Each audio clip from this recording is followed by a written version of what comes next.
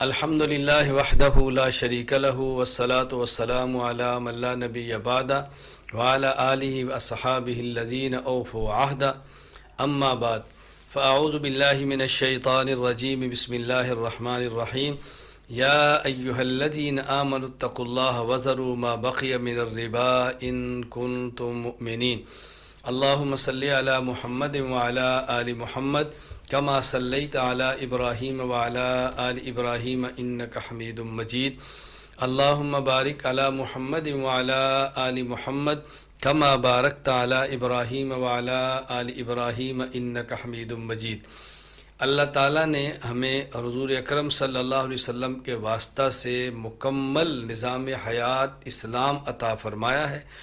اسلام نے جن چیزوں کو حلال فرمایا ہم اس کو حلال سمجھیں، اس پر عمل کریں، جن چیزوں کو حرام فرمایا ان کو حرام سمجھیں اور ان سے بچنے کی کوشش کریں۔ قرآن کریم میں اللہ رب العزت نے ہمیں واضح طور پر فرمایا ما آتاکم الرسول فخذوہ وما نہاکم عنہ فانتہوا، جو چیز میرا پیغمبر دے اس کو لے لو، جس سے منع کرے اسے تم باز آ جاؤ۔ شریعت اسلامیہ نے جن چیزوں سے بطور خاص منع کیا ہے اور اس کو بہت بڑے درجے کا جرم قرار دیا ہے، ان میں ایک چیز سود ہے۔ آپ سود کے بارے میں قرآن کریم کی آیات، احادیث مبارکہ، رسول اکرم صلی اللہ علیہ وسلم کے ارشادات پڑھیں گے تو آپ کا اندازہ ہوگا کہ سود کس قدر خطرناک ہے، کتنا بڑا جرم اور گناہ ہے، اور اس کے اندر کتنے نقصانات، مفاسد اور خرابیاں موجود ہیں۔ اللہ تعالی ہمیں سے بچنے کی توفیق عطا فرمائے۔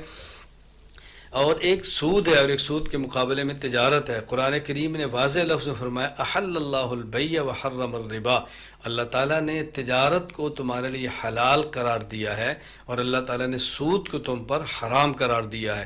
تجارت کا دنیا میں نفع ہے اور منافع بخش چیز ہے، شریعت کے قانون کے مطابق تجارت کریں، اور سود میں نقصانات ہی نقصانات ہیں، گناہ ہی گناہ ہے اور جرائم ہی جرائم ہیں۔ سود صرف اس امت پر حرام نہیں بلکہ ان سے پہلی امتوں پر بھی اللہ تعالیٰ نے سود کو حرام قرار دیا تھا۔ یہودیوں کے بارے میں اللہ تعالیٰ نے سورۃ النساء آیت نمبر 161 میں فرمایا وَأَخْذِهِمُ الرِّبَا وَقَدْ نُهُوا عَنْهُ، کہ یہود پر جو اللہ کی طرف سے عذاب آیا تھا، عذاب آنے کی ایک وجہ وہ یہ بھی تھی کہ وہ لوگ سود خور تھے اور سود کو کھاتے تھے۔ دنیا میں بھی اس پر عذاب ہے اور قیامت کے دن اس پر عذاب ہوں گے، اور ایک بدتر حالت سود خور کی یہ ہوگی جس کو اللہ تعالیٰ نے سورۃ البقرہ آیت نمبر 275 میں بیان فرمایا لا یقومون الا کما یقوم الذی یتخبط الشیطان من المس، سود خور قیامت کے دن ایسے ہوگا کہ جیسے پاگل ہو، مخبوط الحواس ہو، جیسے مجنون ہو، تو جس طرح کسی پر جن بھوت چڑھ جائیں تو یہ سودی شخص کی حالت ہوگی۔ دنیا میں اس نے حرام کو حرام نہیں سمجھا، حلال کو حلال نہیں سمجھا اور پاگلوں کی طرح مال ہڑپ کرتا رہا۔ اسی طرح قیامت کے دن یہ پاگلوں کی طرح اٹھے گا اور مخبوط الحواس ہوگا۔ ہمیں اس کا بہت زیادہ خیال کرنا چاہیے۔ رسول اکرم صلی اللہ علیہ وسلم نے سود کے بارے میں واضح ارشادات آپ کے موجود ہیں۔ مسند احمد حدیث نمبر 3754، حضرت عبداللہ بن مسعود رضی اللہ عنہ فرماتے ہیں رسول اکرم صلی اللہ علیہ وسلم نے فرمایا الربا وان کثر فان عاقبته تصیر الی قل، سود اگرچہ دیکھنے میں وقتی طور پر زیادہ نظر بھی آئے، انجام اس کا یہ ہے کہ یہ تباہ ہوتا ہے، مال کم ہو جاتا ہے، مال گھٹ جاتا ہے، انجام اس کا انتہائی خطرناک ہے۔ اس لیے اس کو اچھی طرح ذہن نشین فرما لے اور سود سے بچنے کی کوشش کرنی چاہیے۔ نبی کریم صلی اللہ علیہ وسلم نے سود کے بارے میں اس قدر وعید ارشاد فرمائی ہیں اللہ نبی کریم صلی اللہ علیہ وسلم نے لعنت فرمائی ہے سود خور پر۔ صحیح مسلم حدیث نمبر 4100، حضرت جابر رضی اللہ عنہ فرماتے ہیں لعن رسول اللہ صلی اللہ علیہ وسلم آکل الربا وموکلہ وکاتبہ وشاہدیہ وقال ہم سوا، نبی کریم صلی اللہ علیہ وسلم نے سود کھانے والا، سود کھلانے والا، سود کو لکھنے والا، سود پہ گواہی دینے والا، ان سب پر لعنت فرمائی ہے۔ اور حدیث پاک موجود ہے سنن ابن ماجہ حدیث نمبر 2274، حضرت ابو ہریرہ رضی اللہ عنہ فرماتے ہیں نبی کریم صلی اللہ علیہ وسلم فرمایا الربا 70 حوبا، اللہ اکبر، الربا 70 حوبا، کہ سود کے اندر 70 برائیاں ہیں۔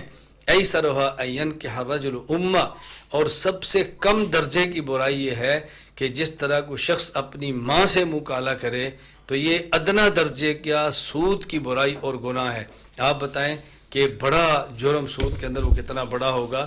خیر، نبی کریم صلی اللہ علیہ وسلم نے اس سے بڑی تاکید سے منع فرمایا اور اس کی حرمت کو بیان فرمایا، سود کھانے والے پر لعنت کا ذکر فرمایا، اور قرآن کریم نے تو صاف لفظوں میں کہا سود خور کے بارے میں، فرمایا دیکھو فَإِن لَّمْ تَفْعَلُوا فَأْذَنُوا بِحَرْبٍ مِّنَ اللَّهِ وَرَسُولِهِ، اگر سود خور نے سود کھانا نہ چھوڑا اور سود سے باز نہ آیا تو یہ اللہ کی طرف سے اعلان جنگ ہے۔ دیکھیں اللہ تعالیٰ نے دو قسم کے طبقات کو اعلان جنگ فرمایا ہے، سود خور کو اعلان جنگ قرآن کریم میں ہے، اور اللہ کے ولی سے عداوت رکھنے والے کو اعلان جنگ صحیح بخاری حدیث پاک کے اندر موجود ہے۔ جب دو طبقات یا دو شخصوں یا دو فریقین میں جنگ ہوتی ہے، یہ بات ذہن نشین فرما لیں، جنگوں میں ایک طبقہ دوسرے طبقے کی سب سے اہم ترین چیز کو تباہ کرتا ہے۔ اللہ کے یہاں سب سے قیمتی چیز ایمان ہے، باقی چیزوں کے اللہ کے یہاں کوئی ویلیو، کوئی حیثیت نہیں ہے۔ اس لیے سود خور کے پاس آپ کو گاڑی نظر آئے، مکان نظر آئے، بظاہر بنگلہ نظر آئے، خدا ہے کہ اس کی کوئی حیثیت نہیں، انجام اس کا بھی گندا ہوگا، یہ بھی ختم ہوں گے، لیکن اللہ کے یہاں سب سے اہم چیز ایمان ہے۔ تو جب اللہ کسی سے اعلان جنگ فرماتے ہیں تو اس کے ایمان کو ختم فرماتے ہیں۔ کہیں ایسا نہ ہو کہ سود کھانے کی وجہ سے دل پر سیاہ نقطے بن جائیں، توبہ نہ کریں، دل سیاہ ہو جائے اور انجام یہ نکلے کہ ایمان کی نعمت سے محروم ہو جائیں اور بغیر ایمان کے اللہ کے چلے جائیں۔ بہت خطرناک معاملہ ہے۔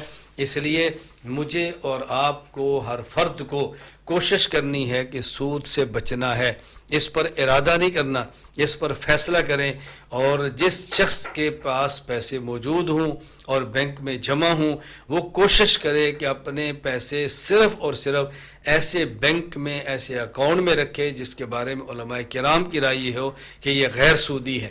بس سود سے جان چھڑائیں اور نہ سود کھائیں، نہ سود کھلائیں، نہ سود کے معاون بنیں۔ اللہ تعالی ہمارے مال کو، ہماری جان کو، ہماری اولاد کو، ہمارے گھر کو، ہماری نسلوں کو دین کے لیے قبول فرما لے۔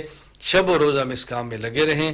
اللہ تعالی مجھے اور آپ سب کو شریعت کے مطابق عمل کرنے کی توفیق عطا فرمائے۔